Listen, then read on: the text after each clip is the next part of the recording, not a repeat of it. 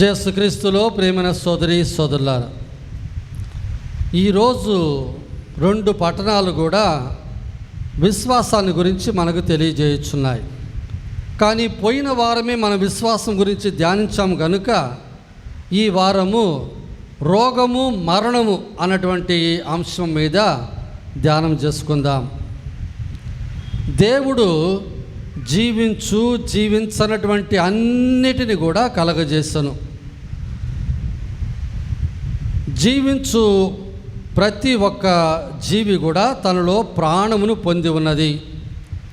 వీత in Motu అని అంటారు. కదలిక ఉన్న ప్రతిది కూడా జీవమున్నట్టే.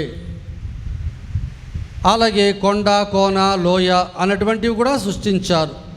ఇవి జీవం లేనటువంటివి, ప్రకృతిలో భాగాలు. ఆ విధములే పంచభూతాలు సృష్టించారు. నింగి, నేల, నీరు, నిప్పు, గాలి అని. ఇవన్నీ కూడా జీవించుటకు తమ వంతు తమ సహకారాన్ని అందించు గొప్ప శక్తులు. ఇక్కడ భూతాలంటే సైతానని కాదు అర్థం, గొప్ప శక్తులు. ఇవన్నీ కూడా జీవించే జీవులు జీవించడానికి సహకరించుచున్నాయి. కానీ చిట్ట చివరికి దేవుడే సకల జీవానికి ఊట. ఆయన వద్ద నుండే అన్ని జీవములు కూడా వచ్చుచున్నాయి.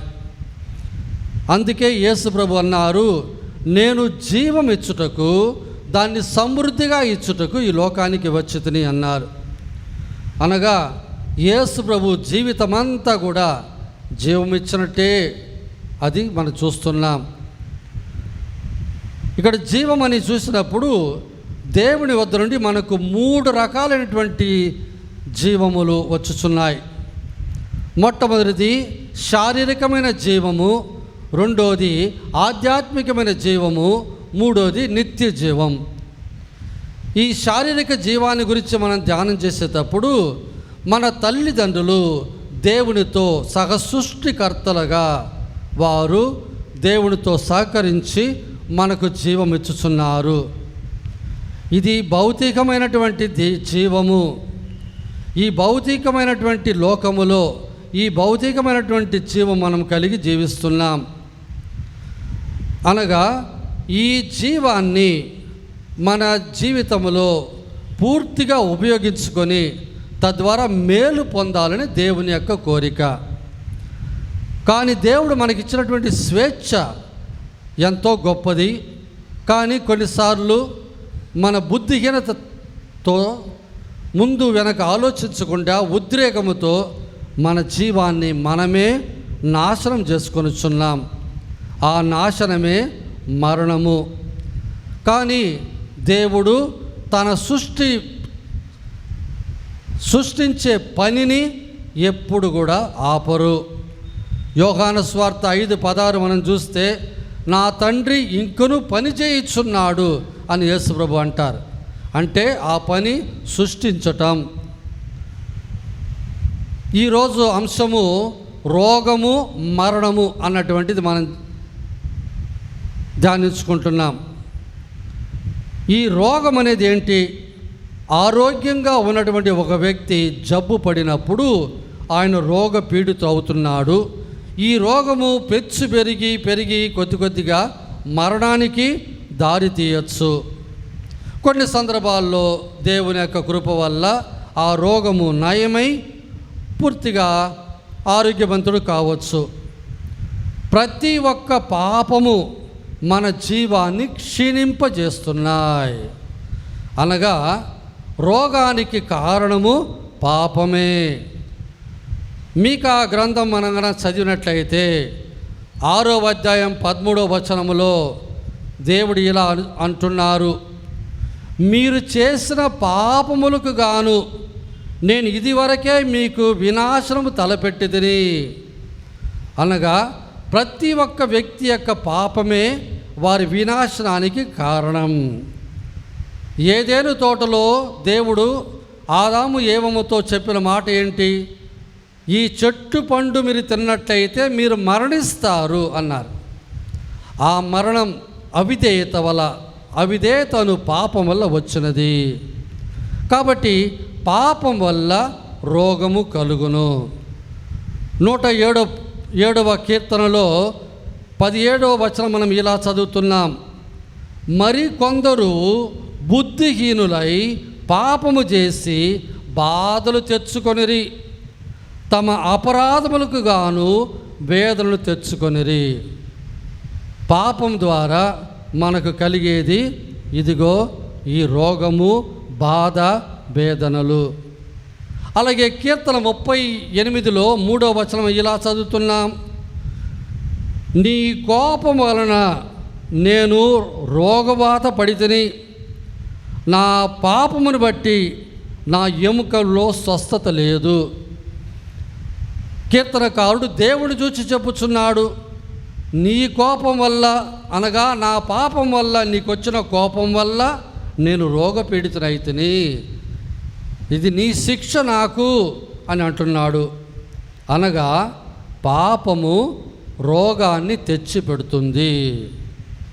ఇప్పుడు యోహాను గారి సువార్తలో సిలోవాం అన్నటువంటి కోనేటి వద్ద 38 సంవత్సరాలుగా ఒక పక్షవాత రోగి పడి ఉన్నాడు. ఆ కోనేటిలో ఒక కదలిక ఏర్పడినప్పుడు ఎవరైతే మొట్టమొదటి దాంట్లో దిగుతారో వాళ్ళు స్వస్థత పొందుతారన్న ఒక నమ్మకం ఆ రోజులు ఉండింది. ఆ కోనేటి చుట్టూ ఈ రోగస్తులు పడుకొని ఉన్నారు. అందులో ఒకడు పక్షవాత రోగి 38 సంవత్సరాలు ఆ కోనేటి పక్కనే పడుకున్నాడు. 38 సంవత్సరాలంటే 2 సంవత్సరాలు తక్కువ 40. ప్రభువు అతని కనికరించాడు. యోహాను సువార్త 5:6 చదివితే మనం చూడగలుగుతున్నాం. అప్పుడు నువ్వు స్వస్థత పొందగోరుచున్నావా అని ప్రభువుగా అడిగి, వాడు అడగలేదు, ప్రభువుగా కనికరముతో అడిగి వాడికి స్వస్థత చేకూర్చాడు. అటు తర్వాత వాడు తన పడకను ఎత్తుకొని పోయేటప్పుడు, ఈరోజు విశ్రాంతి దినము, నువ్వు పడకను మోయకూడదే, నిన్ను ఎవరు పడక మోయమన్నారు అంటే, నాకు స్వస్థత ఇచ్చిన వాడు నా పడకను తీసుకొని పోమన్నాడు అన్నాడు. తనకు స్వస్థత ఇచ్చింది యేసు ప్రభుని అతనికి తెలియదు. కాబట్టి ఆయన ఎవరో తెలియక నాకు స్వస్థత ఇచ్చిన వాడి పడక మోయమన్నాడు అని చెప్పి తర్వాత యేసు ప్రభును కనుక్కున్నాడు. యేసు ప్రభు 5వ అధ్యాయం 14వ వచనం చూస్తే ఏమంటారంటే, ఇదిగో అటు తర్వాత దేవాలయంలో యేసు అతని కనుగొని, ఇదిగో నీవు స్వస్థత పొందితివి, నీకు మరింత కీడుకు కలగకుండుటకై ఇక పాపము చెయ్యకము అన్నారు. అంటే దాని అర్థం ఏంటి? ఇంతవరకు నీకు ఉన్నటువంటి రోగానికే పాపం కారణం, నువ్వు మళ్ళా ఇంకొక పాపం కట్టుకున్నావంటే ఇది ఎక్కువ అవుతుంది నీ రోగం అన్నట్టు ప్రభు మందలించారు. ఈ మాటను బట్టి మనం ఏం అర్థం చేసుకుంటున్నాం? ప్రతి ఒక్క పాపం ఒక వ్యక్తికి రోగానికి దారి తీస్తుంది. ఈ రోగం అనేది మన జీవాన్ని క్షీణింపజేస్తుంది. ఉపదేశకుడు గ్రంథములో 8వ అధ్యాయం 13వ వచనం ఇలా చదువుతున్నాం. దుర్మార్గునికి సంతోషం లేదు, అతడు దేవుని ఆజ్ఞను పాటింపడు, కనుక నీడవలే రోజులు గడిపి వయసు చెల్లక ముందే గతించు. దేవుడు ఒక్కొక్క వ్యక్తికి ఒక వయసు నిర్ణయించి ఉన్నాడు, కానీ తన దుర్మార్గత వల్ల ఆ రోజులు గడవడానికి ముందుగానే వాడు పోతాడు అన్నట్టు ఉపదేశకుడు మనకు తెలియజేస్తున్నారు. అదే వాక్యాన్ని 55వ కీర్తన 23వ వచనం ఇలా చదువుతున్నాం. దేవా, నీవు నరహంతకులను, వంచకులను వారి ఆయుష్కాలం ఇంకను సగమైనను ముగియడక మునిపే లోతైన గోతులో పడవేదు. అనగా పాపం అనేది ఒక వ్యక్తి యొక్క జీవాన్ని తగ్గించి వారు పూర్తిగా జీవించడానికి ముందుగానే వాడు చనిపోయేటట్టు చేస్తుంది. ఈరోజు మనం ధ్యానం చేసే అంశము రోగము, మరణం అన్నాం. ఈ రెండు కూడా ఒకటితో ఒకటి కలిసిందే. మరణం అనేది రోగముతో ప్రారంభమై మరణంతో ముగిస్తుంది. మరి మానవుల యొక్క పరిస్థితి ఎట్లు, వారు ఎట్ట బయటపడేది? అందుకే యేసు ప్రభు అన్నారు యోహాను సువార్త 10వ అధ్యాయం 10వ వచనములో, నేను జీవమిచ్చుటకు దాన్ని సమృద్ధిగా ఇచ్చుటకు ఈ లోకానికి వచ్చి తినన్నారు. ఆ జీవాన్ని మనకి ఎట్టిస్తారు ప్రభు?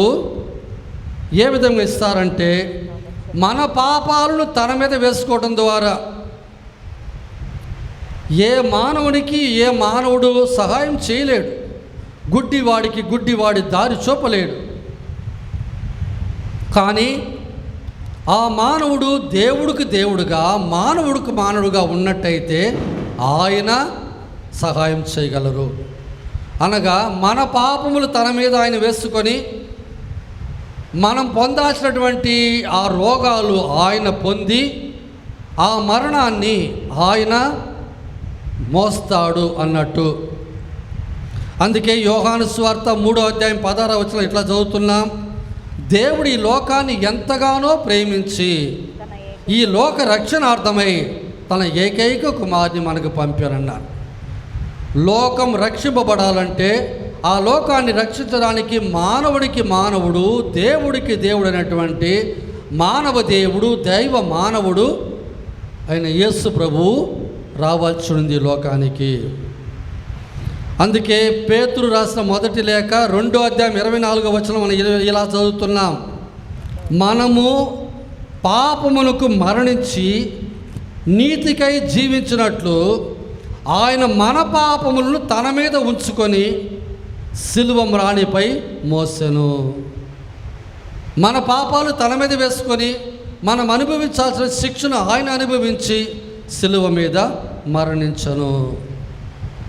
ఇదే విషయాన్ని మత్తయి సువార్త 10వ అధ్యాయం యెషయా ప్రవక్త వచనాన్ని ఇలా చదువుతున్నాం.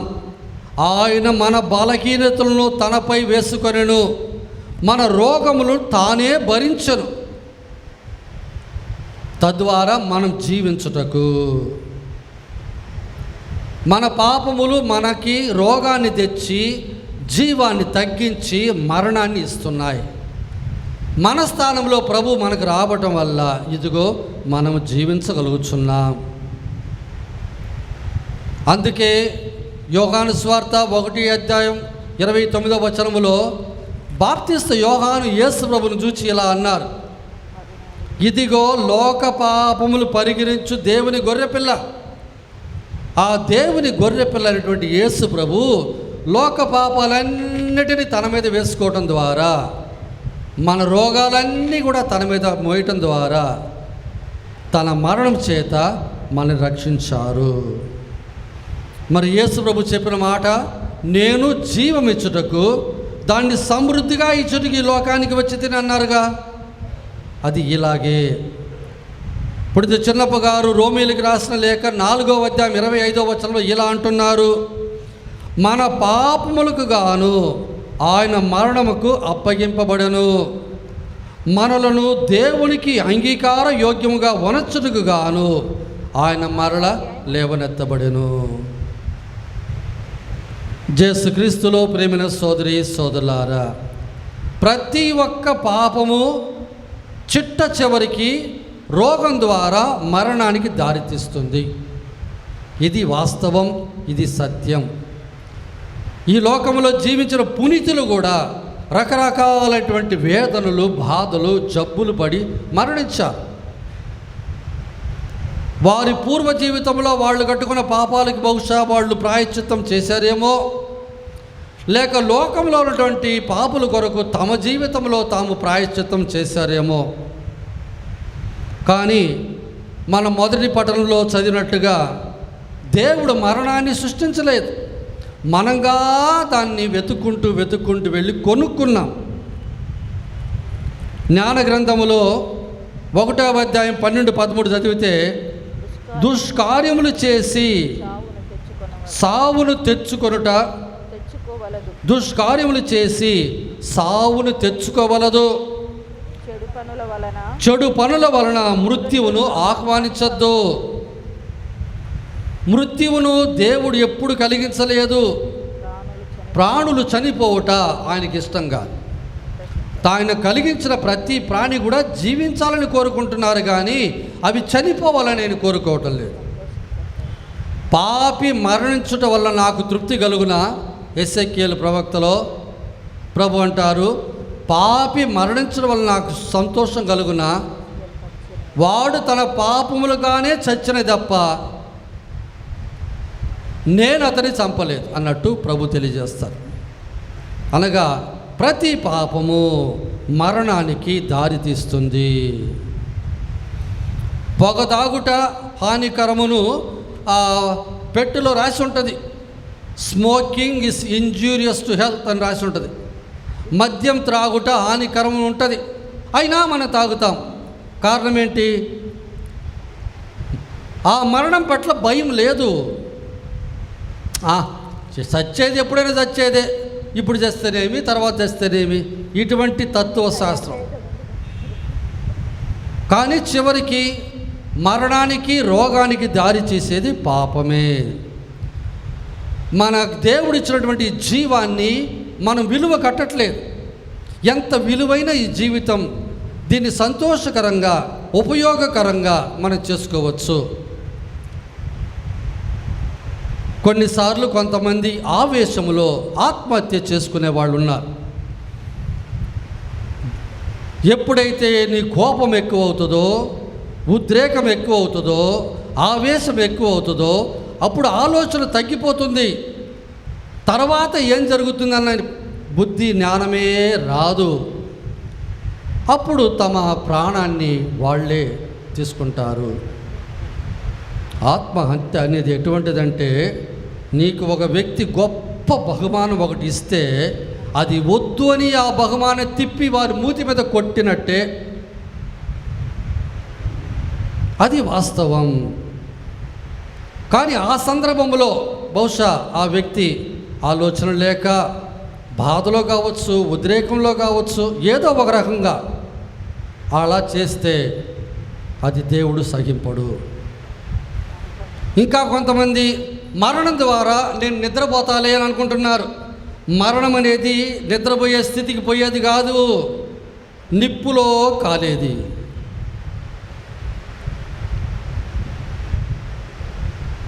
చాలామంది అటువంటి ఒక తత్వం, ఈ జీవితం అయితే ఇంకోసారి పుడతాం కదా, ఒకే ఒకసారి మన ఈ లోకంలో పుట్టేది, ఇతర మతాలు చెప్పినట్టుగా మనకు మరు జన్మ అనేది లేదు. జీవించే ఈ జీవితాన్ని చక్కగా మనం జీవించగలిగితే నిత్య జీవం పొందుతాం. అందుకే ఒక వ్యక్తి అన్నాడు, ప్రతి ఒక్క వ్యక్తి కూడా 3 స్థలాలు దర్శించాలా తమ జీవితంలో. దేవుడు వారికి ఇచ్చిన ఆరోగ్యకరమైన ఆ జీవితం ఎంత గొప్పదో వాళ్ళు తెలుసుకొనుటకు, ఆ విలువను వాళ్ళు తెలుసుకొనుటకు అని అన్నారు. అట్లాంటి మొదటి స్థలం ఏది? అందరూ ఆసుపత్రికి వెళ్ళి రోగులను ఒకసారి మీరు చూడాలా. జర్మన్ గవర్నమెంట్ వారు లెక్కేసి ఈ లోకంలో 30,000 రకాలైన రోగాలు ఉన్నాయి. అందుట్లో 7,000 రోగాలు అసలు కొత్తగా వచ్చినవి, దానికి ఎటువంటి మందు కనిపెట్టబడలేదు. ఈ 30,000 రోగాల్లో 500 రోగాలకి మాత్రమే మందు ఉంది. అప్పుడు మిగిలినవన్నీ ఎక్కడ? అనగా 36,500 రోగాలకు మందే లేదు లోకంలో. ఆసుపత్రుల్లో పడి ఉన్న వ్యక్తి ఆరోగ్యవంతులు వెళ్ళినప్పుడు లోపల ఎంత కుమిలిపోతారు తెలుసా? ఇదిగో ఎంత ఆరోగ్యంగా ఉన్నారు వాళ్ళు, నేను ఒకప్పుడు ఇలాగే ఉన్నా, నా పరిస్థితి ఇలా ఉందే. ఆ జబ్బు కొద్ది కాలం ఉండేది పోవచ్చు, లేక అది పర్మనెంట్ జబ్బు కావచ్చు, లేక అది అంటు రోగం కావచ్చు. కరోనా టైంలో ఎంతమంది ఒంటరిగా బాధపడి కుమిలిపోలేదు. అప్పుడు అర్థమైంది మన జీవితం ఎంత గొప్పది అని. చాలామంది ఆ సందర్భాల్లో మారు మనసు పొందారు.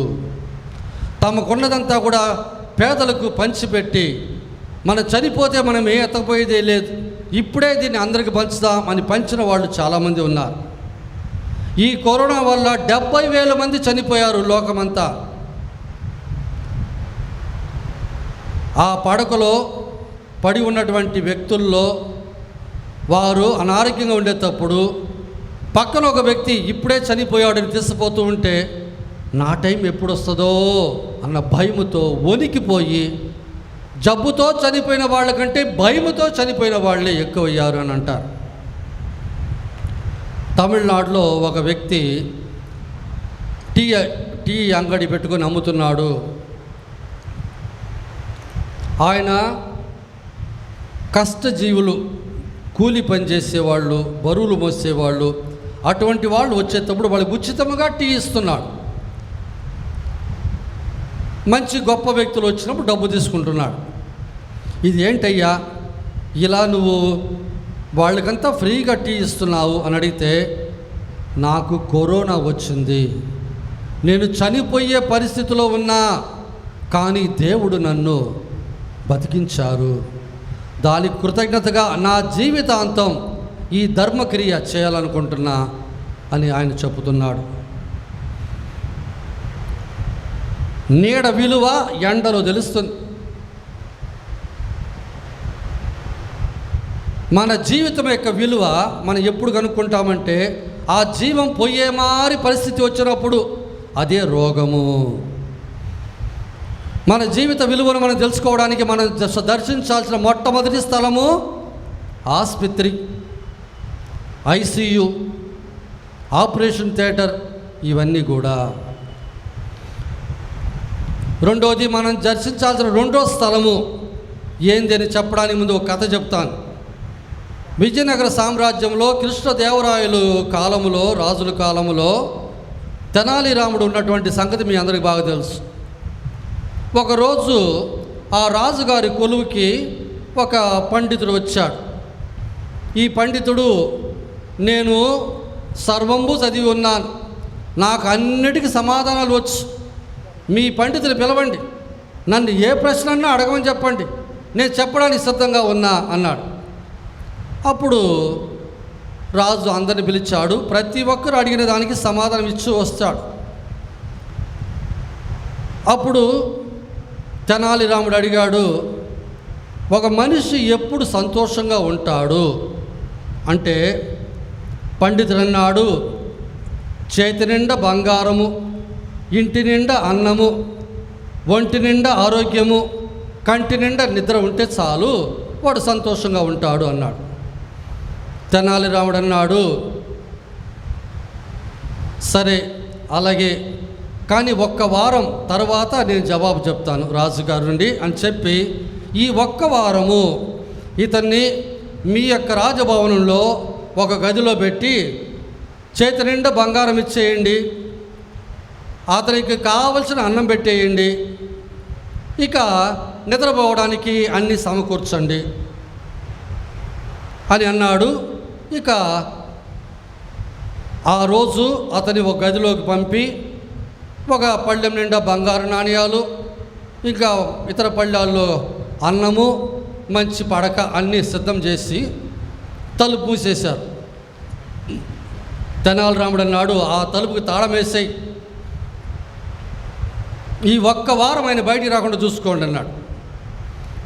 ఇక ఆ వారమంతా గదిలోనే అతనికి కావలసినంత పెట్టడమే తప్ప బయటికి రావడానికి ఛాన్స్ లేకుండా మూసేశారు.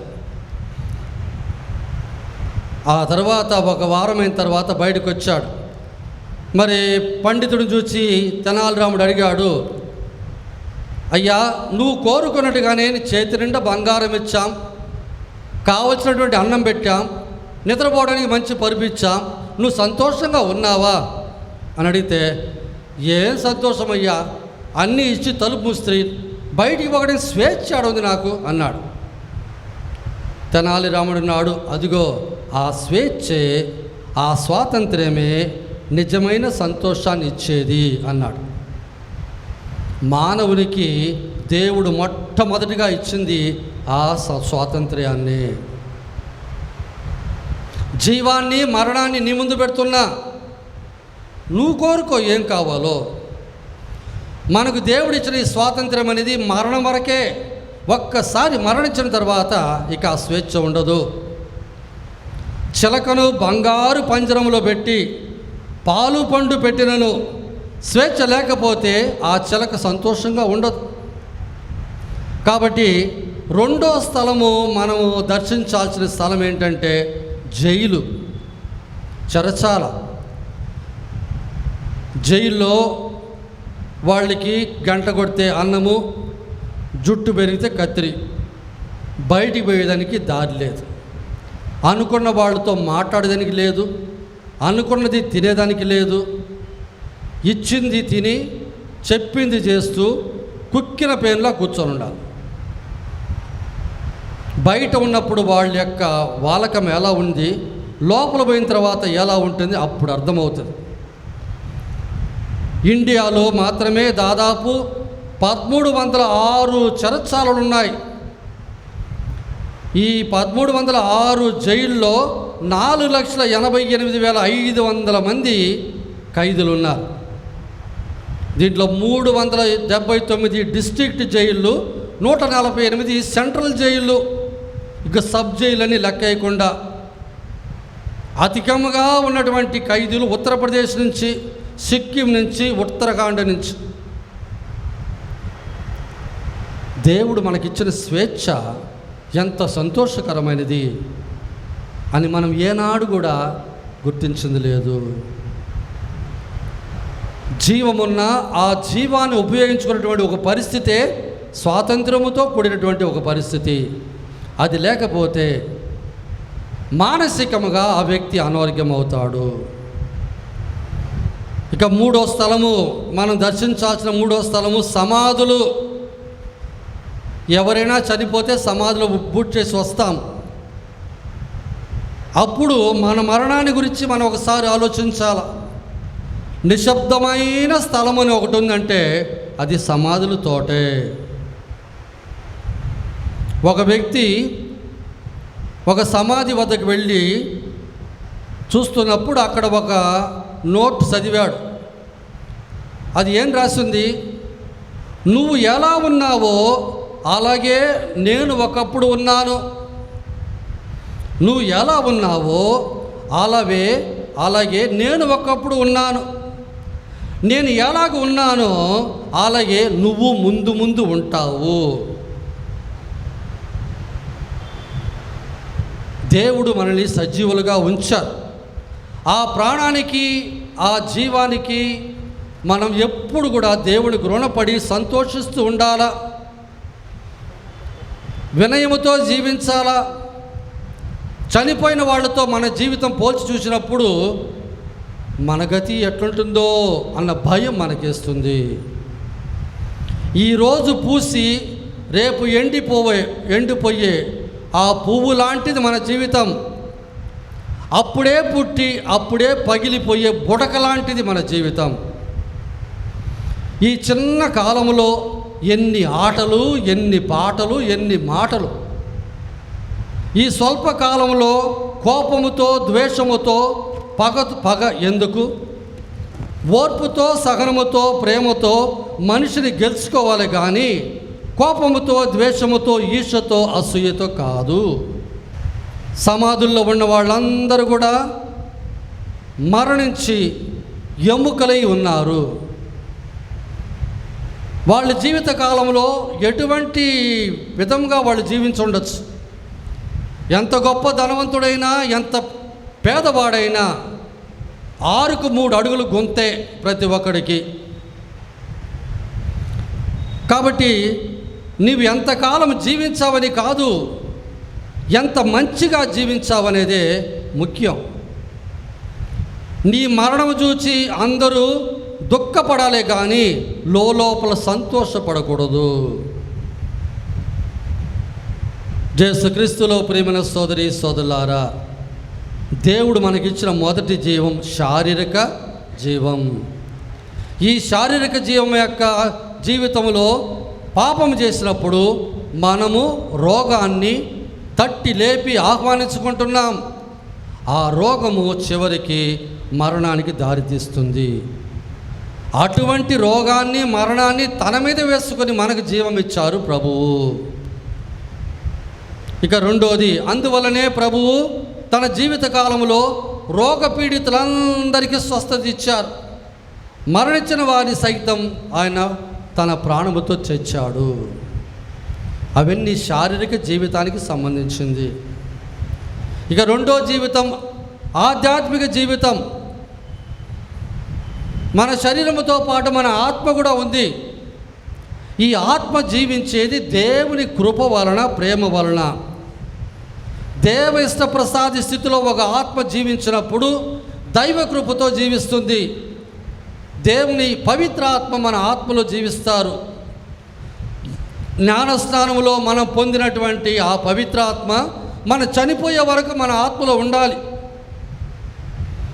ఒకవేళ జ్ఞానస్నానం తర్వాత మనం పాపం కట్టుకుంటే ఆ పవిత్రాత్మ మనల్ని వీడిపోగా ఆ దివ్య సర్ప్రసాద స్థితి మనం పోగొట్టుకున్నగా మళ్ళా పాప సహితమైన దేవతల అనుమానం ద్వారా మళ్ళా పొందే ఒక అవకాశం మనకు ప్రభు ఇచ్చారు.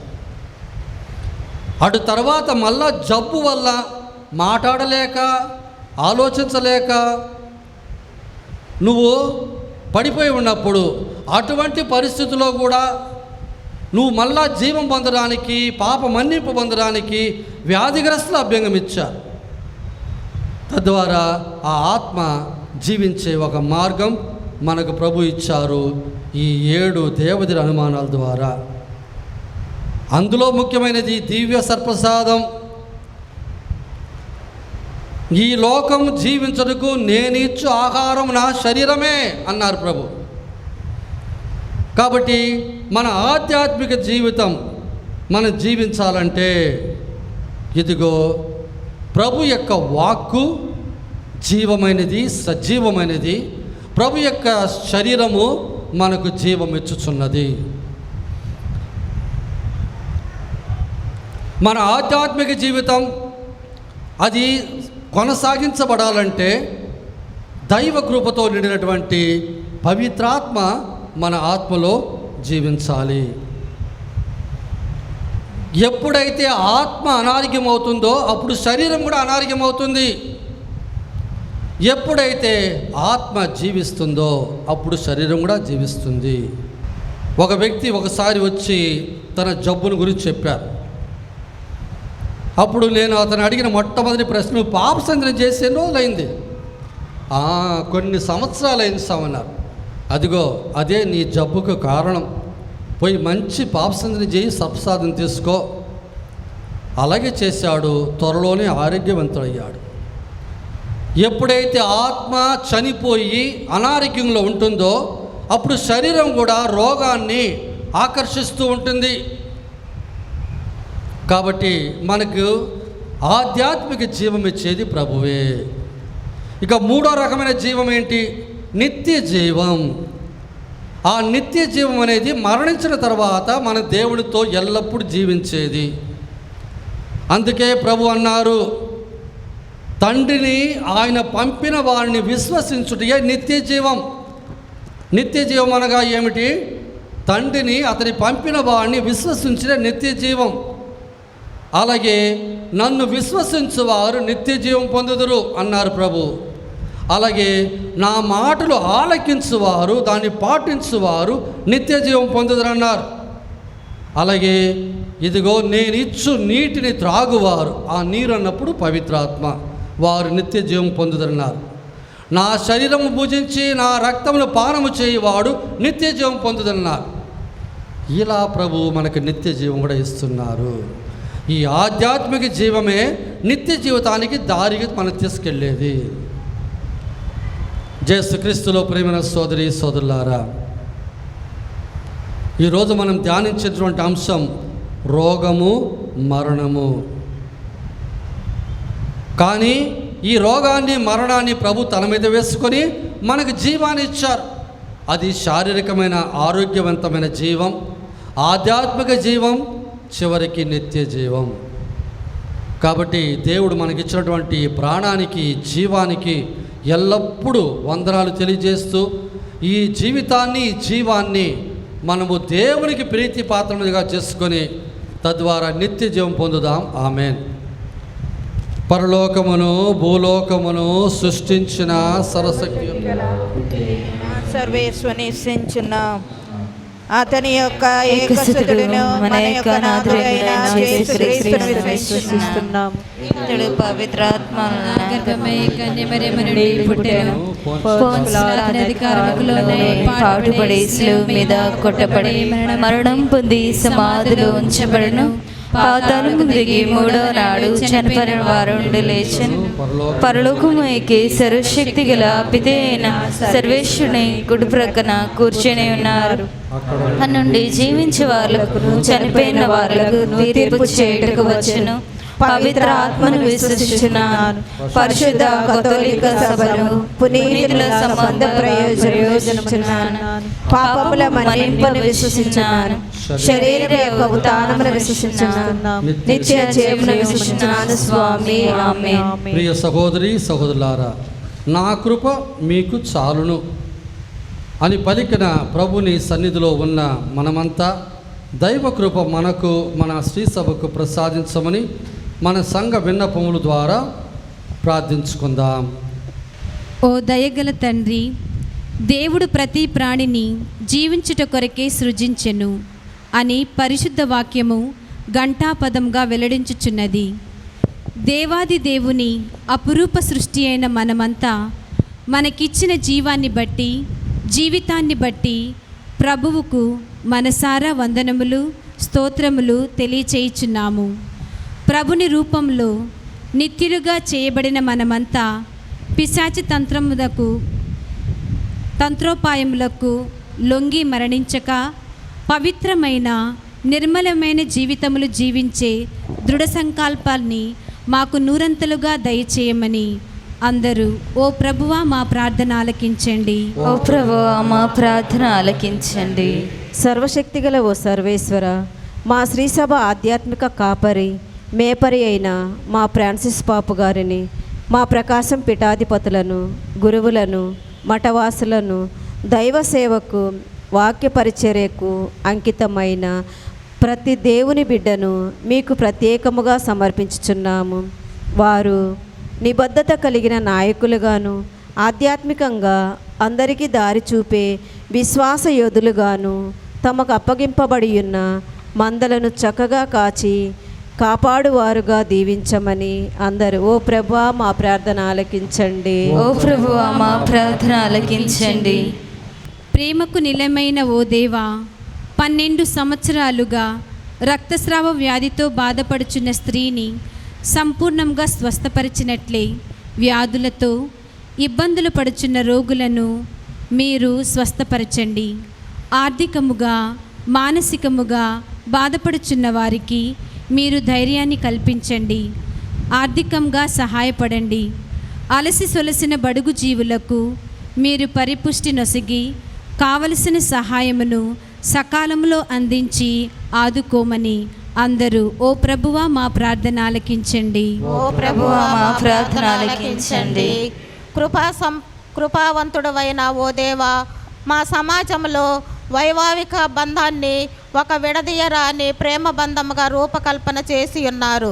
వివాహ బంధంలో అడుగిడిన ప్రతి భార్య, ప్రతి భర్త అడుగడుగున అనుక్షణము మీ పవిత్ర ప్రేమను గుర్తిస్తూ ఒకే హృదయంతో, ఒకే మనస్సుతో కలిసిమెలిసి జీవించలాగున దీవించండి.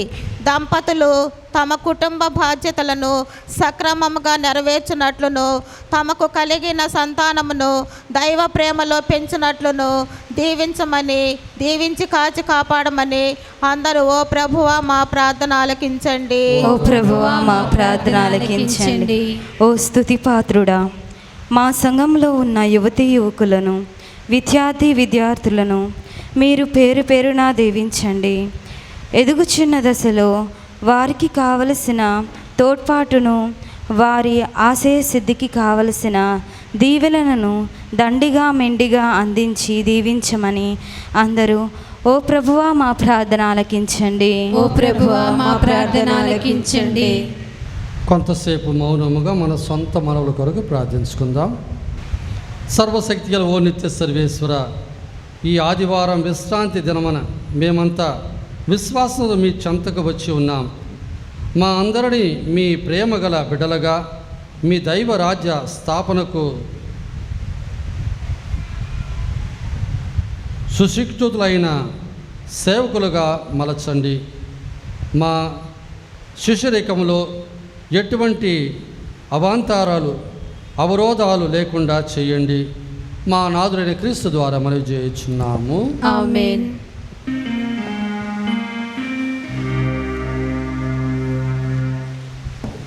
నన్ను మీకు అర్పించనా యేసువా, నీ వాకిట నిలిచాను నా దైవమా, నన్వేదను కడుదీనను నా కాన్క చేకొనుమా, నన్ను నీకు అర్పించు నా యేసువా, నీ వాకిట నిలిచాను నా దైవమా, నా కాన్క చేకొనుమా.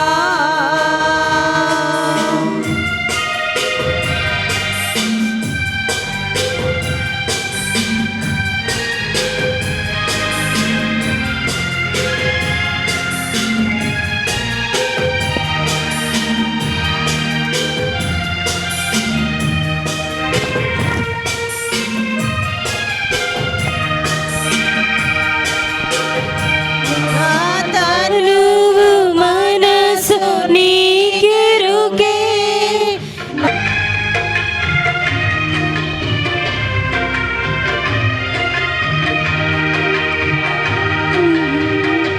నా తనువు మనసు నీకెరుకే, నాలోని అనువనువు నీ కొరకే, నేనంకితం దేవని సేవకే, నేనంకితం దేవని సేవకే, నా కాన్క చేకొనుమా, నన్ను నీకు అర్పించనా యేసువా, నీ వాకిట నిలిచాను నా దైవమా.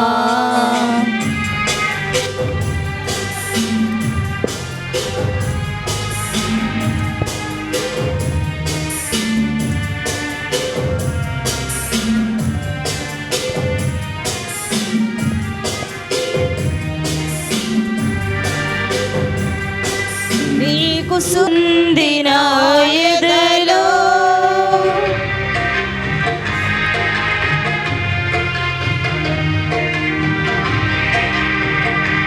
నీకు సుగంధ పరిమళ ద్రవ్యములు ఇవ్వాలనే ఉంది నా ఎదలో, ఘనమైన సంపద నీ ముంగిట, ఘనమైన సంపద నీ ముంగిట, నామదిని నిలిపానులే,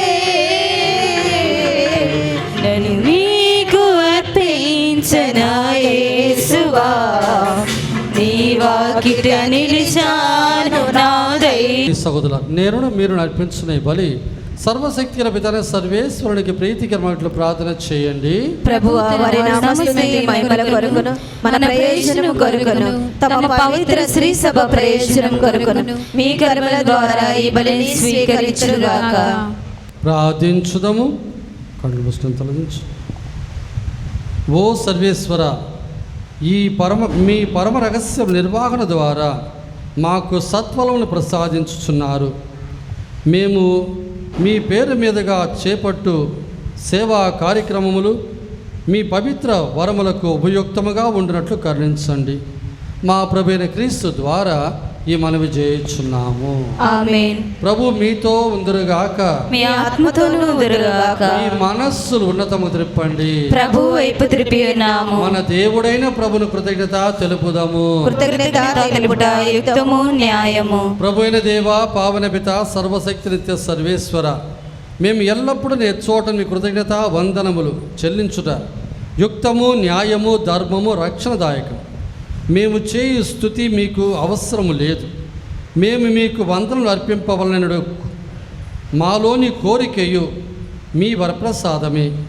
మా స్తుతులు మీ మహిమను ఏమాత్రము అధికము లేకున్నను మా ప్రభు క్రీస్తు ద్వారా అనుగ్రహ జీవితమందు వృద్ధి చెందుటకు మాకు ఎక్కువగా సహాయపడుచున్నవి. కావున ఇక పరములలోను దూతల గాయక బృందముతో ఏకమై ఉప్పొంగుచు మేము మీ స్తుతులను పాడుట ఎట్లనగా, దళాధిపతియైన సర్వేశ్వరుడు పవిత్రుడు పవిత్రుడు పవిత్రుడు, పరలోకమును భూలోకమును మీ మహిమతో నిండి ఉన్నవి. మహోన్నతమున హోసానా, ప్రభు నామమున వేంచేవాడు ధన్యుడు. మహోన్నతమున హోసానా. ఓ ప్రభువా, మీరు నిజముగా పరిశుద్ధులు, సర్వ పవిత్రతకు ఒకటి మీరే. కనుక మీ పవిత్రాత్మ ద్వారా ఈ కానుకలను పరిశుద్ధపరచ బతిమాలు కొనుచున్నాం. ఈ విధమైన మా కొరకు మా ప్రభువైన యేసుక్రీస్తు శరీర రక్తములు అగునుగాక. వారు పాటుబడికి ఇష్టపూర్తిగా తమ్ము అప్పగించుకున్నప్పుడు అప్పమునందుకొని మీ కృతజ్ఞత వందనలు చెప్పి స్తుతించి త్రుంచి శిష్యులకిచ్చుచు ఇట్లా నేను, మీరందరూ దీన్ని తీసుకొని భుజింపుడు, ఇలా మీ కొరకు అప్పగింపబడనున్న నా శరీరము.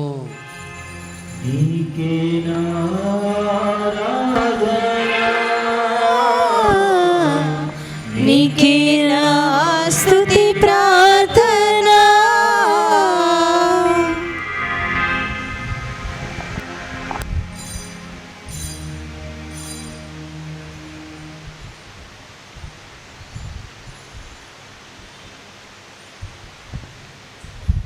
ఆ విధముగానే భోజనానంతరం పాత్ర అందుకొని మరలా కృతజ్ఞత వందనలు చెప్పి స్తుతించి శిష్యులకు ఇచ్చుచు ఇట్లా నేను, మీరందరూ దీన్ని తీసుకొని దీని నుండి పానం చేయుడు, ఇలా ఇది నూతన నిత్య నిబంధన యొక్క నా రక్తపు పాత్రం. ఇది మీ కొరకును అనేకుల కొరకును పరిహారార్థమై దారవేయబడును. దీన్ని నా జ్ఞాపకార్థం చేయుడు. నీకే నా ఆరాధన, నీకే నా స్తుతి ప్రార్థన.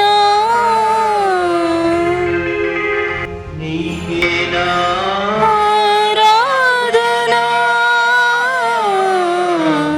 నీకే నా స్తుతి ప్రార్థన.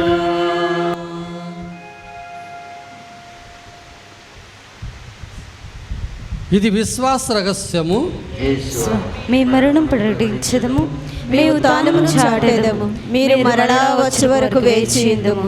కనుక తండ్రి, క్రీస్తు మరణము ఉత్థానమును స్మరించుచు జీవమునసిగి అప్పమును రక్షణ పాత్రము సమర్పించున్నాం. నీ సముఖం నిలిచి నీకు పరిచర్య చేయుటకు మమ్ము పాత్రులుగా చేసేందుకు మీకు వందనము తెలుపుచున్నాం. క్రీస్తు శరీర రక్తములందు పాలివారుగా మమ్ము పవిత్రాత్మ వారు ఐక్యపరచన బతిమాలు కొనుచున్నాం. ఓ ప్రభువా, ప్రపంచమంతటి వ్యాపించున్న మీ శ్రీసభ జ్ఞాపకం ఉంచుకొను. మా ఫ్రాన్సిస్ జగద్గురును, మా ప్రకాశం పీఠాధిపతిని, గురువులందరితో పాటు మమ్మును మీ ప్రేమది పరిపూర్ణులుగా చేయము. ఉత్థానము నెమ్మదితో చనిపోయిన మా సహోదరి సహోదరులను, మీ కనికరముతో చనిపోయిన వారందరూ జ్ఞాపకం ఉంచుకొను. వారి మీ దివ్య ప్రకాశంలోనికి చేర్చుకొను. మా అందరిపై దయ చూపి దేవుని కడుదలకు మరియ మాతతోను, ఇప్పుడు జోజపు గారితోను, ఇప్పుడు అపోస్తులతోను, ఇప్పుడు చిన్న తెరెసమ్మ గారితోను, ఆది నుండి మీకు సేవ చేస్తున్న పునాతులందరితోనూ మాకు నిత్యజములో భాగం దయచేయం. అప్పుడు వారితో కలిసి మేము మీ కుమారుడు యేసుక్రీస్తు ద్వారా స్తుతించి మహిమపరచుదాం.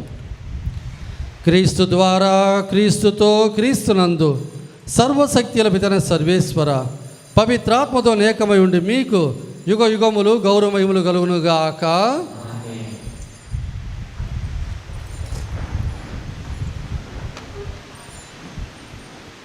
ప్రార్థింప సాగసింతము. పరలోకమందుండు మా యొక్క తండ్రి, మీ నామం పూజింపబడునుగాక, మీ రాజ్యం వచ్చునుగాక, మీ చిత్తము పరలోకమందు నెరవేరునట్లు భూలోకమందు నెరవేరునుగాక. నానాటికి కావలసిన మా అన్నము మాకు నేటికి ఇవ్వండి. మా యొద్ద అప్పుబడిన వారిని మేము మన్నించినట్లు మా అప్పులను మీరు మన్నించండి. మమ్ము శోధన యందు ప్రవేశింపనివ్వక కీడుల నుండి మమ్ము రక్షించండి. ప్రభువా, అన్ని కీడుల నుండి మమ్ము రక్షించము. మా ఈ రోజులో మాకు శాంతిని ప్రసాదింపము. మీ దానుగ్రహం వలన పాపం విముక్తులు చేసి అన్ని కలతలను సర్వదా కాపాడుము. మేము మోక్షానందమును మా రక్షకుడైన యేసుక్రీస్తు నిరీక్షించుచుందుము. ఏలైనా నిరంతరము మీదే రాజ్యము, మీదే అధికారము, మీదే మహిమ. శాంతిని మీకు అనుగ్రహించుచున్నాను, నా శాంతిని మీకు ఇచ్చుచున్నాను అని మీ అపోస్తులతో వచించిన ప్రభు అయిన యేసువా, మా పాపం లెక్కింపక మీ శ్రీ సవిశ్వాసాన్ని వీక్షించుము. మీ చిత్త ప్రకారం ఈ సభకు శాంతి రేఖతో అనుగ్రహింపము. యుగ యుగములు జీవించుచు పరిపాలించు ప్రభువా. ఆమేన్. ప్రభు శాంతి ఎల్లప్పుడు మీతో ఉండునుగాక. మీ ఆత్మతోనూ ఉండునుగాక. ఒకరికి ఒకరు క్రీస్తు సమాధానం తెలుపుకుందాం. మీ అందరికీ సమాధానం. సర్వేశ్వరుని పిత, లోక పాపములను పరిహరించడు ప్రభువా. మాకు దయచూపండి. సర్వేశ్వరుని గొర్రెపిల్ల, లోక పాపములను పరిహరించడు ప్రభువా. మాకు దయచూపండి. సర్వేశ్వరుని గొర్రెపిల్ల, లోక పాపములను పరిహరించడు ప్రభువా. మాకు శాంతిని దయచేయండి.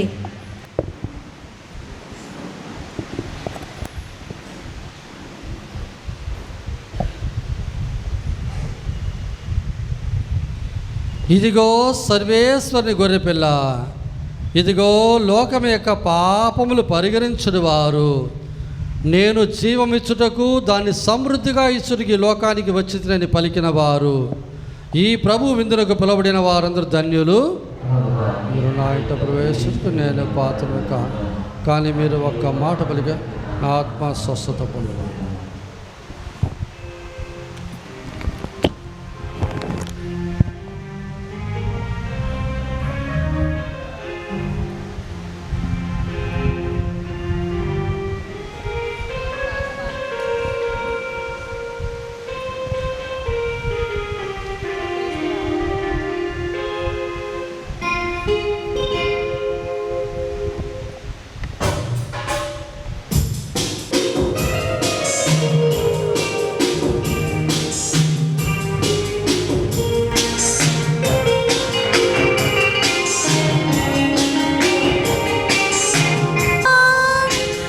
ఓ ప్రేమావతార రూపా, అంజలిలో గైకొను మా దేవా, అంజలిలో గైకొను మా దేవా. ఓ క్రీస్తు రాజాది రాజా,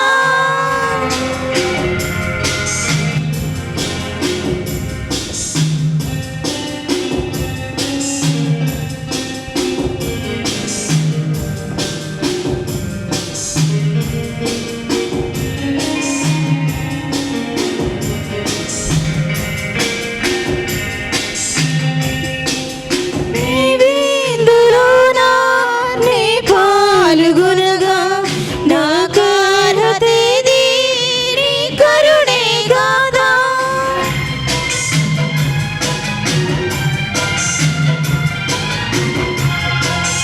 నీవిందులోనా నీ పాల్గొనగా నాకు అర్హతేది, నీ కరుక్తి పరులా చెనుదీంతు స్వామి నిన్ను స్వీకరింప. భయభీతి అమరా బహుభక్తి పరులా చెనుదీంతు స్వామి నిన్ను స్వీకరింప. ఓ క్రీస్తు రాజాది రాజా, ఓ ప్రేమ అవతార రూపా, అంజలిలో గైకొను మా దేవా, అంజలిలో గైకొను.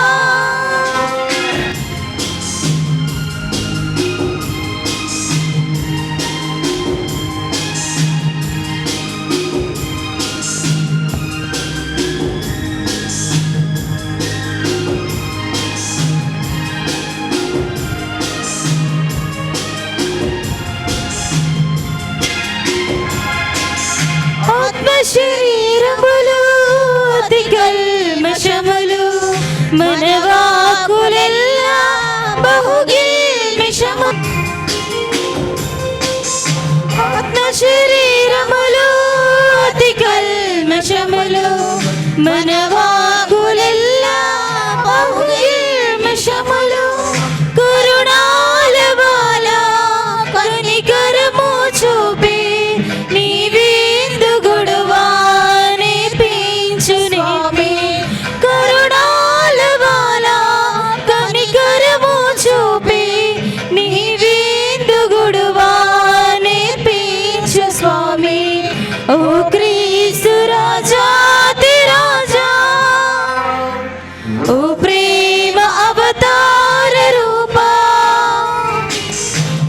అంజలులు గైకొను మా దేవా, అంజలులు గైకొను మా దేవా.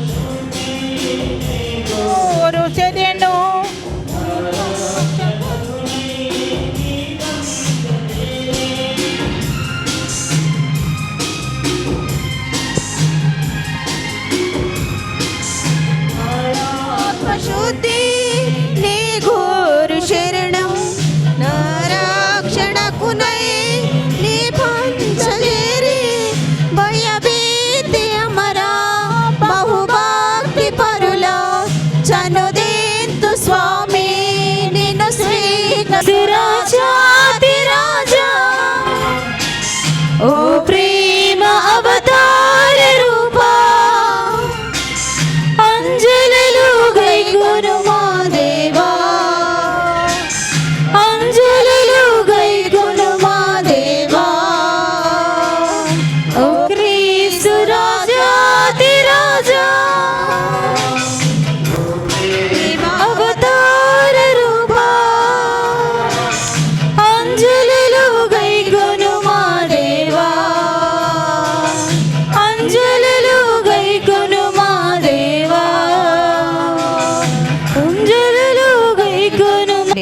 ఓ మంచి యేసువా, నా ప్రార్థన వినవదరించండి. మీ గాయముల లోపల నన్ను దాచుకొనండి. నేను మేము ఎడబాయినట్లు చేయకండి. దుష్ట శత్రువుల చేతిలో దొరకకుండా నన్ను కాపాడండి. నా మరణ సమయమందు మీరు నన్ను పిలుచుకొనండి. నన్ను మీ సన్నిధికి రాజేయండి. అప్పుడు మీ పునీతులతో కూడా ముగింపు లేని కాలం నేను మేము సృజించుగా స్వామి. ఆమేన్. పరిపూర్ణ ఫలము గల జపము, మహామధురముతో నిండిన మంచి యేసువా, దాసురాలైన నేను దేవరవారి సముఖములలో మోకాళ్ళ మీద నిలిచి సాష్టాంగపడి నా చేతులను నా కాళ్ళను తొలచినారు, నా ఎముకలన్నీ ఇచ్చినారు అని దేవరవారి పేరట పూర్వకాలం మందు దావీదు దీర్ఘదర్శి వచించిన దానిని నేను జ్ఞాపకపరుచుకొని దేవరవారి యొక్క 5 గాయములను మిక్కిలి భక్తి పట్టుదలతోనూ దుఃఖముతోనూ నా అంతరంగమందు విచారించి తలంపుచే ధ్యానించడు. ఈ సమయమందు దృఢమైన విశ్వాసము, నమ్మిక, దైవ ప్రేమ ఎనడు సుకృత పుణ్యములను, నా పాపముల మీద నిజమైన మనస్తాపమును వారిని దిద్దుకొన మిక్కిలి దృఢమైన ప్రతిజ్ఞను నా హృదయమనందు ముద్రింపవలెనని నా మంచి యేసువా, దేవరి వారిని నా ఆత్మ యొక్క మేలైన ఆశాకాంక్షలతో బ్రతిమాలి ప్రార్థిస్తున్నాను స్వా. ఈరోజు దివ్యబలి పూజను సమర్పించాల్సినటువంటి రెక్టర్ స్వామి ఫాదర్ మాథ్యూ గారు అనుకోకుండా వారి కుటుంబంలో ఎవరు మరణించారు కాబట్టి వారు ఈరోజు దివ్యబలి పూజ సమర్పించడానికి రాలేదు. వచ్చే వారం వారు పూజ సమర్పించి దైవ వాక్కు మనకు వినిపిస్తారు. ఈరోజు జూన్ మాసపు చివరి రోజు కాబట్టి కరెక్ట్గా అది ఆదివారంగా వచ్చింది కాబట్టి జేసు తిరుహృదయ మాసం అనేది పూర్తి అవుతుంది.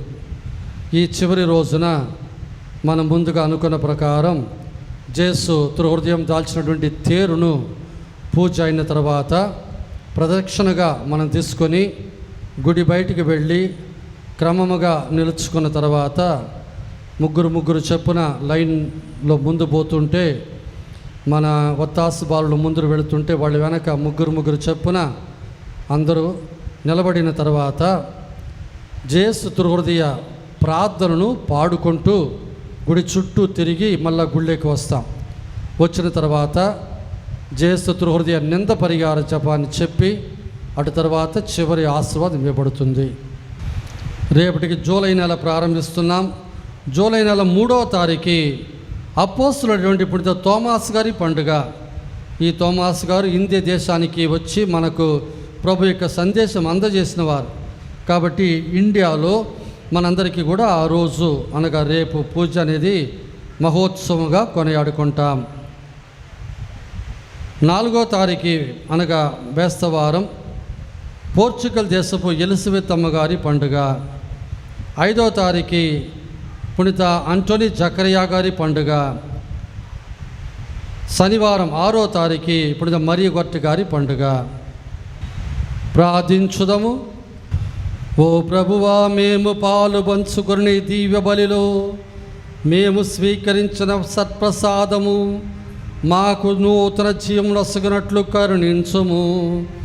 తద్వారా మేము ఈ లోకములో మీ ప్రేమకు సాక్షులుగా జీవించగలుగుదుము గాక. మా ప్రభు అయిన క్రీస్తు ద్వారా ఈ మనవి చేయుచున్నాము.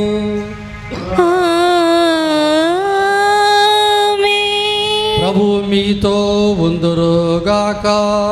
మీ ఆత్మతోను ఉందురుగాక. సర్వశక్తి గల సర్వేశ్వరుడు పితా పుత్ర పవిత్రాత్మ మిమ్మును ఆశీర్వదించి కాపాడుదురుగాక. సమాధానముతో వెళ్ళి క్రీస్తు ప్రేమలో జీవించండి. సర్వేశ్వరునికి వందనములు.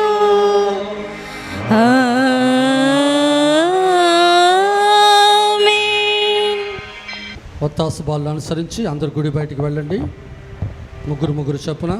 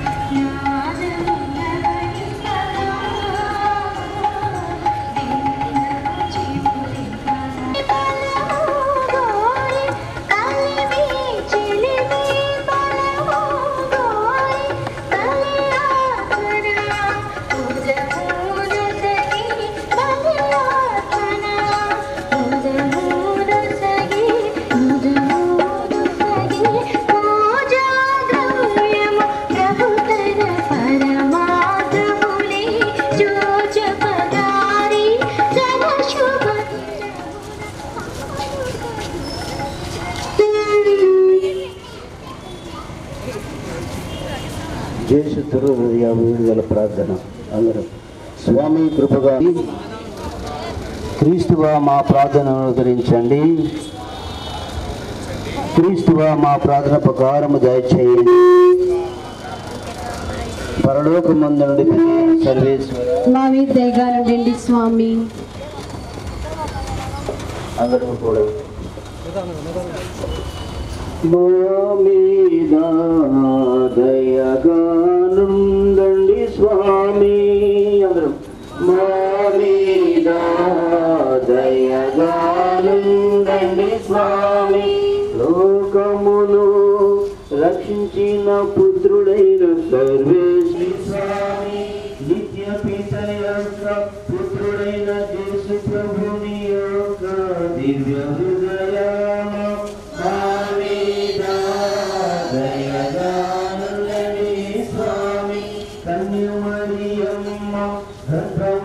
పవిత్రాత్మచే అమర్చబడిన యేసు దివ్య హృదయము మా మీద దయగానుండండి స్వామి.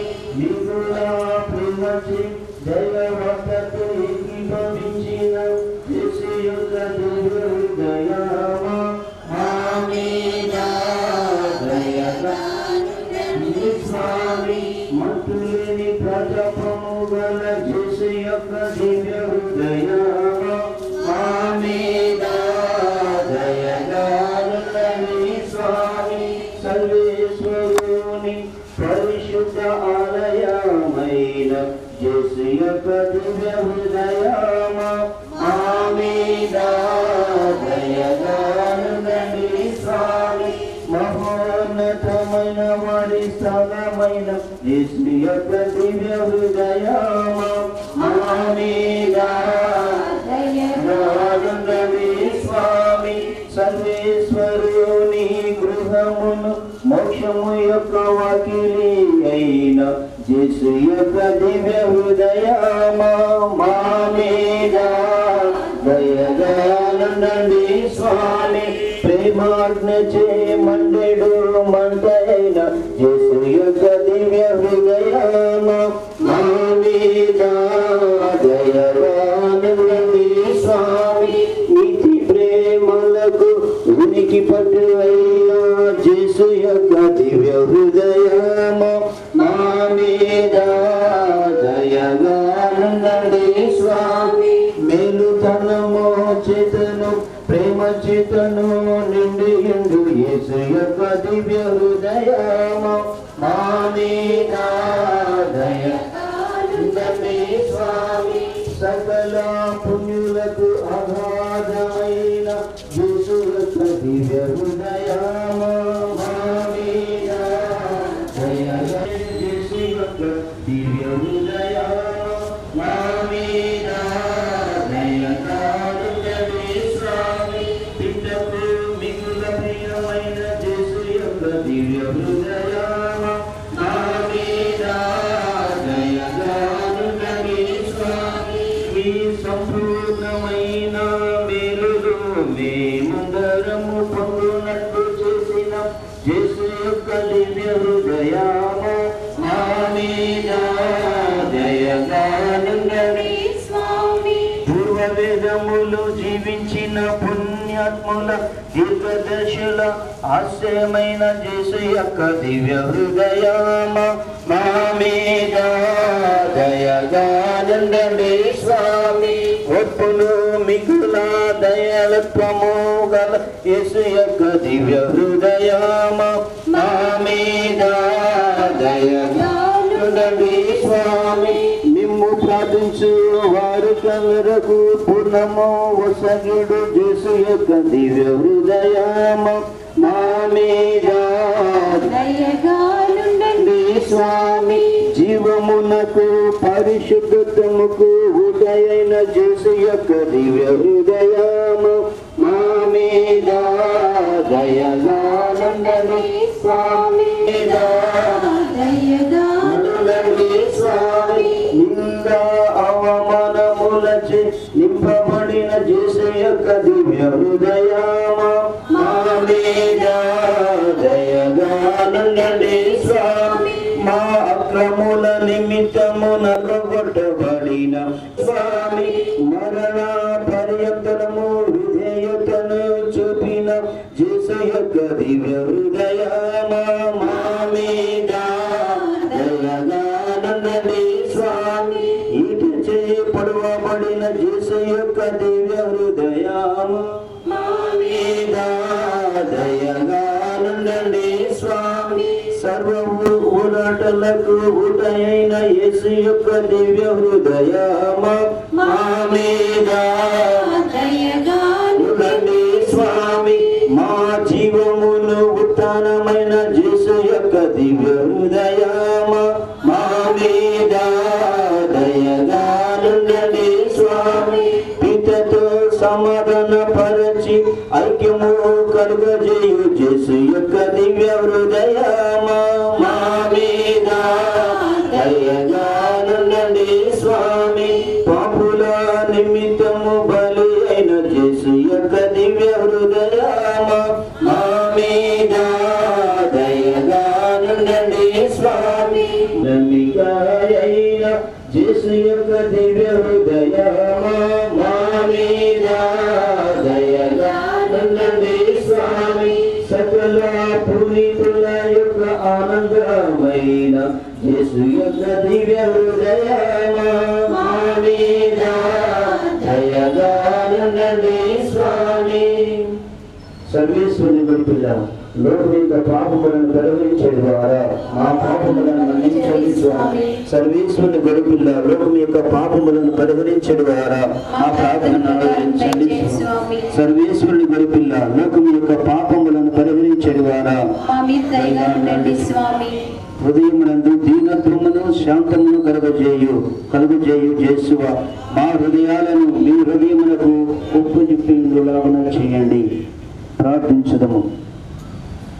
ఓ సర్వేశ్వరుడైన నిత్య సర్వేశ్వర, మీకు మిక్కిలి ప్రియపుత్రుని హృదయమును ఆయన పాపుల పేరిట మీకు చెల్లించిన పరిహారమును స్తోత్రమును కృపతో చూడనవతరించండి.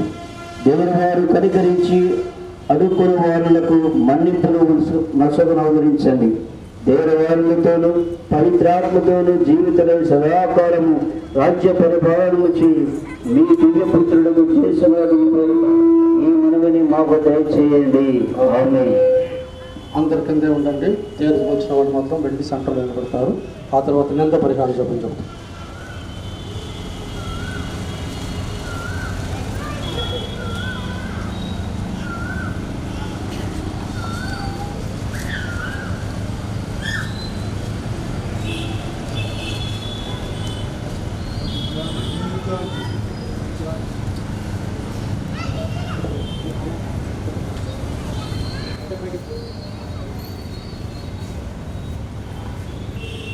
యేసు తిరుహృదయములకు నింద పరిహార జపము. మహాప్రేమ గల యేసువా, మీకు మానవుని ఎడల కలిగిన హేరాళమైన ప్రేమను వారు మరచి తిరస్కరించుచున్నారు. కనుక నానా ప్రక్కల నుండి మీ ప్రేమగల హృదయమునకు చేయబడు నిందా పరిహారముల కొరకు విశేషమైన పరిహారము చేయనించి మీ బలిపీఠము ఎదుట సాష్టాంగపడియుండు మమ్ము దయతో చూడనవదరించండి. అయ్యో, ఈ నిందావమానములలో మేమును భాగస్థులమై ఉండుట చేత మా హృదయాంతరంగముల నుండి ప్రలాపించి ఏడ్చుచు మొట్టమొదట మాకు మీ దయను శరణమును చూపమని వినయముతో ప్రతిమాలుచున్నాము. మేము చేసిన అక్రమ దోషములకు మాత్రమే కాకుండా రక్షణ మార్గము వదలి తమ కాపరియుగు మిమ్ము మూర్ఖత్వముతో విధేయింపక జ్ఞానస్నానం అందించిన వాగ్దానములను త్రోసిపుచ్చి మీ ఆజ్ఞల మధురమైన కాడిని త్రోసివేసిన వారి పాపములకు పరిహారము చేయనాశించుచున్నాము. ఇట్లు మీకు విరోధముగా చేయబడు ఒక్కొక్క పాపదోషమునకు చెడుగునకు మనుష్యులు తమ నడత ఎందు గాని వస్త్రధారణ ఎందు గాని కనబరిచెడు మానభంగములకును నిష్కపట ఆత్మలను చెరపుటకై పన్నెడు నానా తంత్రోపాయములకును ఆదివార అప్ప పండుగలలో చేయబడు అనాచారములకును మీకును మీ పునీతులకును విరోధముగా చెప్పబడి భయంకరమైన దైవదూషణములకును మీ స్థానాధిపతికిని గురువులకును చేయబడు నింద అవమానములకును దివ్య సత్ప్రసాదములకు అవమానంగా కట్టుకొనబడిన దేవద్రోహములకును మీరు స్థాపించిన తిరుసభకు న్యాయమైన స్వతంత్రమును ఇవ్వక దాని బోధనను తిరస్కరించెడు రాజ్యాంగములు చేయు అవమాన ఘాతములకును పరిహారము చేయ గట్టి పట్టుచున్నాము. ఓ యేసువా, ఈ దోషద్రోహములను మా రక్తము చేత కడిగివేయగలిగితిమేని ఎంతో భాగ్యమయుండును. అయినను అవమానపరపబడిన దేవ మహిమ గౌరవములను మరలా రాజేయుటకై మీరొకప్పుడు స్లీవ మీద మీ నిత్య పితకు సమర్పించి మా పీఠముపై ప్రతి దినము అర్పించెడు బలి పరిహారమును మీకు అప్పగించుచున్నాము. ఇంతే కాకుండా కన్య మరియాంబయు సకల పునీతులను భూలోకమందలి భక్తి పరులకు విశ్వాసులను అర్పించిన పరిహారమును పై చెప్పిన పరిహార బలిలో చేర్చి సమర్పించుచున్నాము. మీ మహోన్నత ప్రేమను గమనింపకునందులకును మేమును ఇతరులను ఇంతవరకు కట్టుకొనిన పాపక్రమములకును మీ అనుగ్రహం చేకొని మా వలనైనంత వరకు పరిహారము చేయుదమని గట్టి మాటలిచ్చుచున్నాము. ఇక మీదట మేము కదలని విశ్వాసము కలిగి పరిశుద్ధ జీవము జీవించి సువిశేష నామములను, ముఖ్యముగా సోదర ప్రేమ ఆజ్ఞను భయముతో ఆచరించుటకు తీర్మానించి ఉన్నాము. ఇతరులు మీకు ద్రోహం చేయకుండుటకును, అనేకులు మిమ్ము వెంబడింప చేయుటకును సాధ్యమైనంత వరకు మేము ప్రయాసపడుదమని గట్టి మాట ఇచ్చుచున్నాము. ఓ కరుణా సాగరుండైన చేస్తున్నాదా, నింద పరిహార క్రియను చేయుట యందు మాకు మాతృక అయిన కన్య మరియాంబ యొక్క వేడుదలను చూచి ఈ మా మనఃపూర్వకమైన మాట పొట్టును దయతో అంగీకరించండి. కడవరకు దేవ ఇష్ట ప్రసాద స్థితిలో స్థిరముగా నుండ వరము మాకిచ్చి మేమందరము మరణ పర్యంతము ప్రామాణికముగా మీకు సేవ చేసి నిత్యానంద గృహములో చేరునట్లు చేయండి. పితతోనూ పవిత్రాత్మతోనూ సదా దీవించడి ఏలినవారా. ఆమేన్. ఇప్పుడు గుళ్ళో పోయి మళ్ళీ ప్రార్థన చేసి మళ్ళీ జనం కావడానికి లేట్ అవుతుంది కాబట్టి ఇక్కడే చివరి ప్రార్థన చేసుకుందాం. అందరు కళ్ళు మూసుకొని తలదించుకొని. సర్వశక్తిని సర్వేశ్వర మా తండ్రి, మీరు ఈ లోకం ఎంతగానో ప్రేమించి మీ ఏకైక కుమారుడు యేసు ప్రభు మాకు రక్షకుడిగా పంపితిరి. వారు మా పట్ల ఉన్న ప్రేమను తన శిలువ మరణం ద్వారా వ్యక్తపరిచారు. వారి మరణం ద్వారా మేము జీవం పొందాం. మా రోగాలు మా పాపాలని తమ మీద వేసుకొని మాకు ఆరోగ్యమును జీవనం ప్రసాదించారు. తిరుసభలో మార్గరెట్ మేరీ అనుకోకరటువంటి పుణితాల ద్వారా వారు తిరుసభకు తెలియజేసినటువంటి జేసు హృదయ భక్తి అన్నటువంటి ఈ గొప్ప భక్తిని ఈ నెలంతా కూడా మేము పాటించి ఉన్నాం. వారి గౌరవార్థము పీఠం ప్రక్కన స్థాపించినటువంటి జేసు హృదయ స్వరూపం ద్వారా మా ప్రార్థన సమర్పించి ఉన్నాం. ఈ మాసపు చివరి రోజుని ఈ రోజు ఆ హృదయాన్ని సంతోషపెట్టినట్లు ఇదిగో మేము సమర్పించిన దివ్యబలి పూజ, సమర్పించిన ప్రార్థనలు, ప్రదక్షిణ వీటిని అన్నిటి కూడా దయతో స్వీకరించండి. ఈరోజు ఈ ప్రార్థనలో పాల్గొన్న ప్రతి బిడ్డను కూడా మీరు ఆశీర్వదించండి. వీరి కుటుంబాల్లో శాంతి, సమాధానం, సంతోషం, ఆరోగ్యం, సిరి సంపదలు అలరాబిట్లు దీవించండి. ప్రతి హృదయాన్ని మీ తట్టు లాక్కొనండి. ప్రతి ఇంట్లో ఉన్నటువంటి కష్టాలు, నష్టాలు, వ్యాధులు, బాధలన్నీ తొలగించి ప్రతి ఒక్కరు కూడా మీ యొక్క హృదయం పట్ల గొప్ప భక్తిని కలిగి ఉన్నట్లు చేయండి. ప్రతి కుటుంబం కూడా తమ కుటుంబం మొత్తం వ్యక్తులందరితో సహా మీ హృదయానికి సమర్పించినట్లు చేయండి. ఇదిగో ఈ దీవెని పూజలో పాల్పంచుకొని దివ్య సర్పసాదంలోకొని మీ యొక్క ఆశీస్సుల కొరకు వేయించిన మీ బిడ్డలను కనికరించండి. మీ యొక్క శక్తి కలిగిన హస్తముతో, ప్రేమ కలిగినటువంటి హృదయంతో మమ్మల్ని అందరిని దీవించండి. మేము ఎల్లప్పుడూ కూడా మీకు ప్రీతి పాత్రలుగా, విశ్వాస పాత్రలుగా ఉండి మరణించిన ప్రతి ఒకరోజు ఇలాగే మీ సమక్షంలో మోక్షంలో మేము నిలిచినట్లు మమ్ము కనికరించండి. ఓ మా మరియ తల్లి, మీ యొక్క నిష్కలంక హృదయానికి మేము సమర్పించు ప్రార్థనలు మీ కుమారుని హృదయానికి మీరు సమర్పించి మా తరపున ప్రార్థన చేయండి. మా నాలుగు క్రీస్తు వేడుకొనుచున్నాము. పరలోకములు మా యొక్క తండ్రి,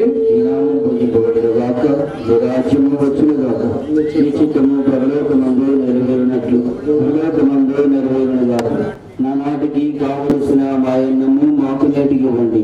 మా యొక్క అప్పబడిన వారిని మేము మన్నించినట్లు మా అప్పులను మీరు మన్నించండి. మమ్ము శోధన యందు ప్రవేశింపనివ్వక కీడులలో నుండి మమ్మల్ని రక్షించండి. ఎవరి ప్రసాదం చేతానని మరి మా వందనము. ఏలిన వారు మీతో ఉన్నారు, స్త్రీలలో ఆశీర్వదింపడిన వారు మీరే. మీ గర్భఫలముకు చేస్తూ ఆశీర్వదింపడిన వారు పరిశుద్ధ మరి మా సర్వేశ్వరుని యొక్క మాత పాపాత్మలు మా కొరకు ఇప్పుడును ఆ మరణ సమయమందును ప్రార్థించండి. పితకు, పుత్రులకు, పవిత్రాత్మకు మహిమలుగాక.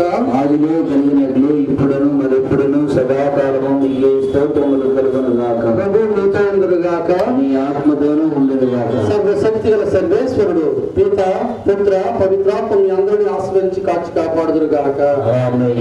మధ్యలో జాతి ఉంది, నేను వచ్చి విద్యుత్తుగా చెప్తాను. ఎవరెవరికి ఇష్టమో వాళ్ళందరూ కూడా చేసుకుంటారు. ముందు పెట్టుకొని వెళ్ళచ్చు. యేసుని తిరుహృదయమా నన్ను రక్షించు నా దైవమా.